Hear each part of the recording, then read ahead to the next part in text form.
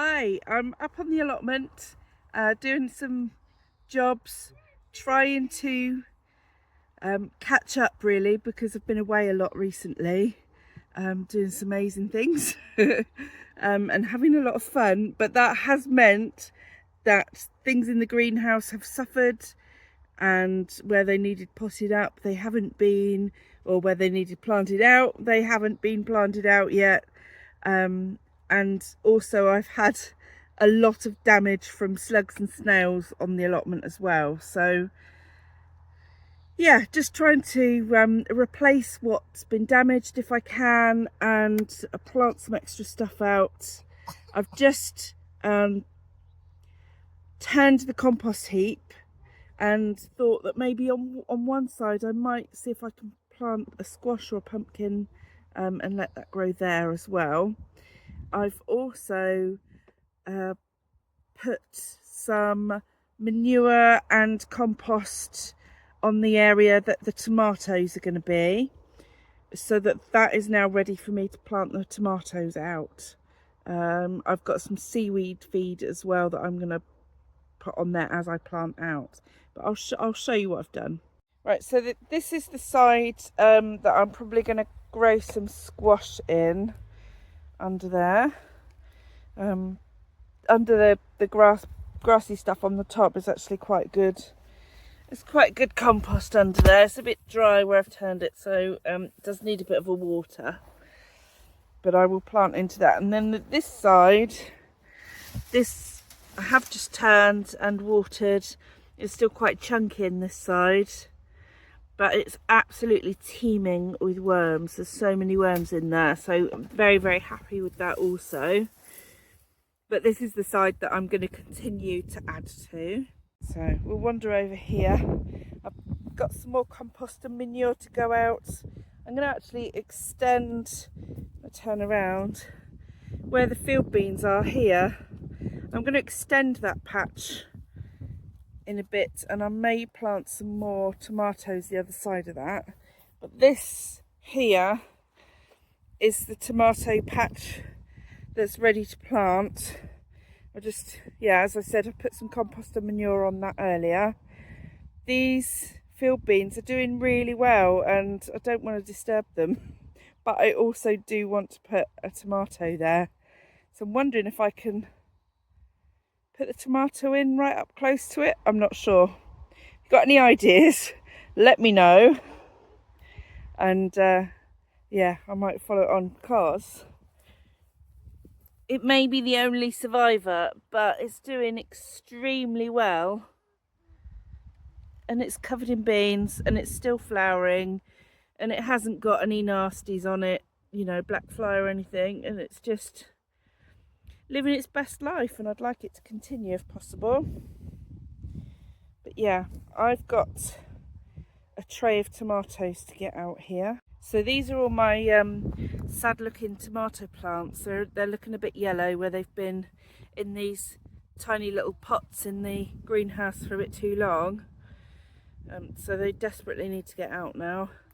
And this is the seaweed feed that I picked up, and I thought I'd put a bit of that in each hole as I went along. It's not got tomatoes on it, but I figured some nutrients is probably better than none. I've also brought up my very last zucchini courgette plant to come out and replace the 3 that have been eaten. There are a few more courgette plants at home, but they're not very big at the moment. They're tiny, where I've had to sort of re-sow. And then I've also got these marigolds that I've grown. There you go, Illumia vanilla, which I have got some of those out elsewhere, but I figured I'll dot them in with the tomato plants as well. Right, this is where I used to have courgettes, and I had them along the edge here as well, and they're all gone now. So I just dug a hole. I'm going to put some of this seaweed feed in. Nancy's going to stir that in for me, aren't you, Nance? Well done, darling. I'm going to give that a good old stir. and then we're going to pop that plant in. Right, there we go, that's in. Fingers crossed this one survives.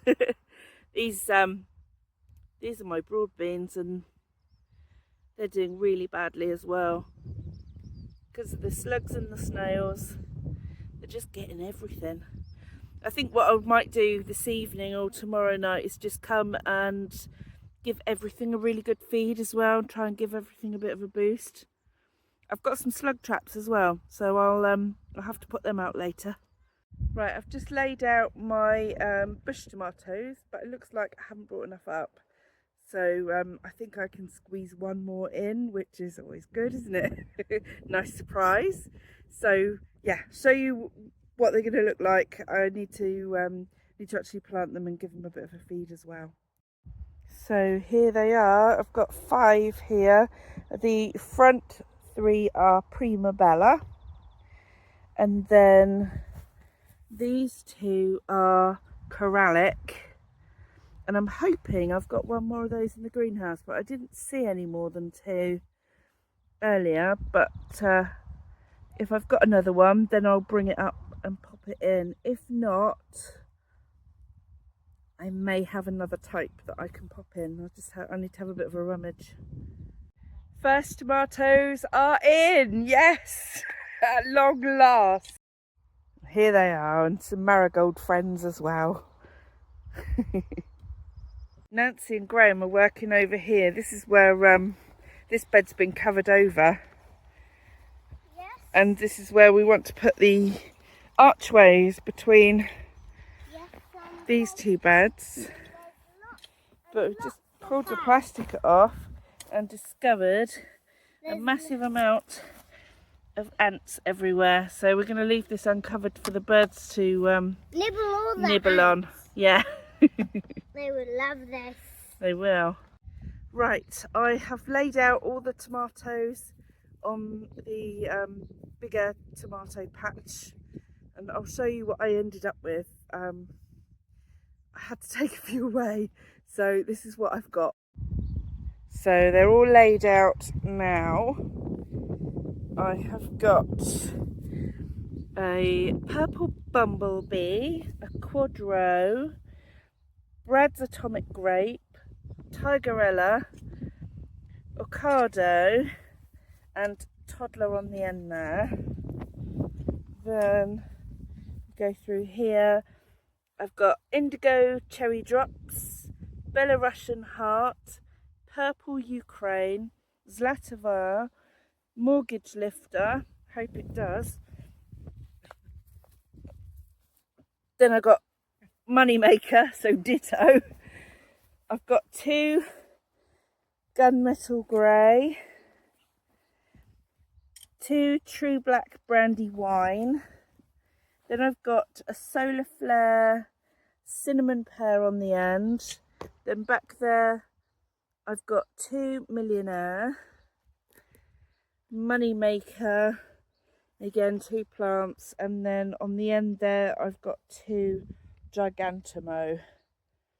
So that's everything that made it up here in the end. Some of them are blight resistant and some aren't. I'm just, going to see how it goes, because I haven't got a polytunnel or a massive greenhouse to grow them in. So we'll make do and see what happens growing them outside. So the tomatoes are finally in. Really pleased to get that job done. I'll show you what it looks like. I'm pretty happy with it. So there we go. This was where the old field beans were, and before that it was potatoes last year.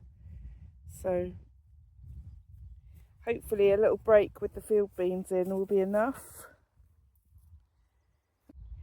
Yeah, so hopefully they'll grow really well in here. I need to come back up later. We're going home now to have some food, but I need to come back later and start sort of tying them in. But they look like they want to lean up the poles already, so that should be a fairly easy job to do. Right, so we've eaten and we've come back up to the plot. The main aim now is to extend the bed where the field beans are, just a little bit. There's a little gap between their bean bed and the path. I was going to put fruit trees in there, but that was before I got the second half plot where we ended up putting the fruit trees. So because nothing's going there now, I just thought I'd extend that bed out. So I've got some cardboard, some compost and some manure to stick on that little bit and extend it out. I'm not sure what's going to be planted in there yet, but I thought I'd get it ready anyway, because there are things still in the greenhouse that need a home. So we'll get on with that in a minute. Right, so this is the patch here next to the beans. You see it's not very wide, but I figure I could get probably just over a foot of extra growing space here. So I've got some cardboard, just need to sort of rip that down to size really, and then I've got a bag of manure that I'm going to put on there and compost, however much compost I need, just to get this space usable. Like I said, I don't really know what's going in there, but there's so much in the greenhouse that needs somewhere to live, so I'll get on with that now.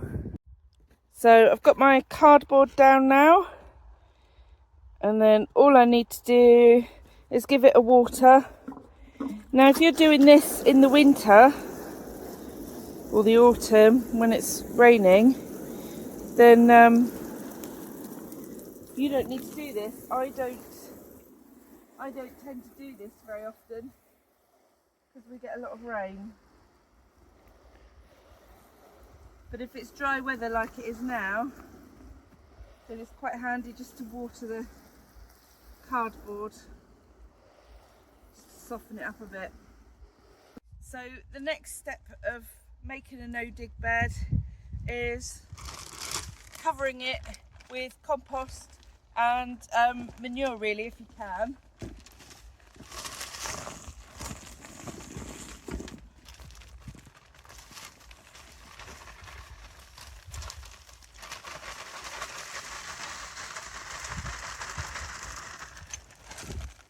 So there's the start, and I'll just get the rest on now.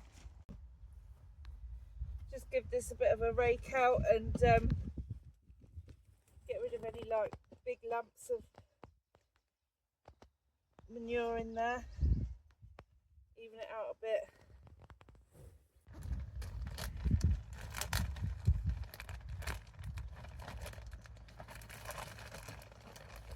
So I'm just going to top it off with some more compost.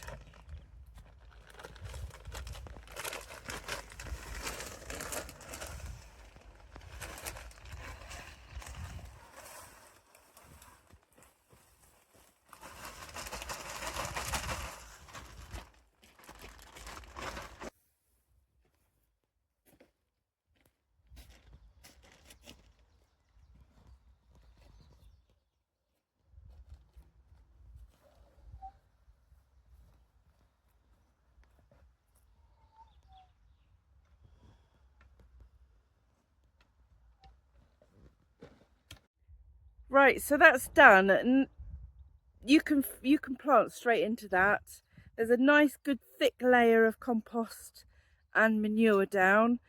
It could do with a bit of water, so if I was going to plant in it right now, then I'd water it in a bit and then plant whatever I wanted straight into it. And it's really that simple. And yeah, it's easy to extend the beds or make new beds like that. It's what I've done pretty much all over the allotment behind me. If I swing you around, I'll show you what I mean.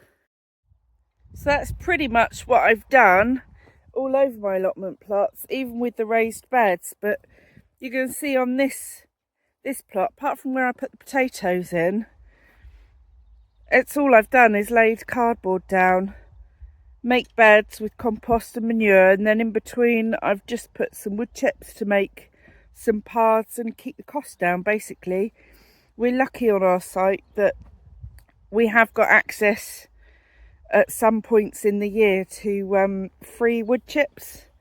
So when they're around, it's good to make use of them. And yeah, so instead of having to put compost all over, I just kept the cost down and put wood chips in instead. And it's gradually coming together. I'll spin you around and you can see where I made that extra little bit. I thought it would be about a foot, but actually now that it's in, and it's overlapped a little bit, but now that it's in, it's quite a good amount of growing space there.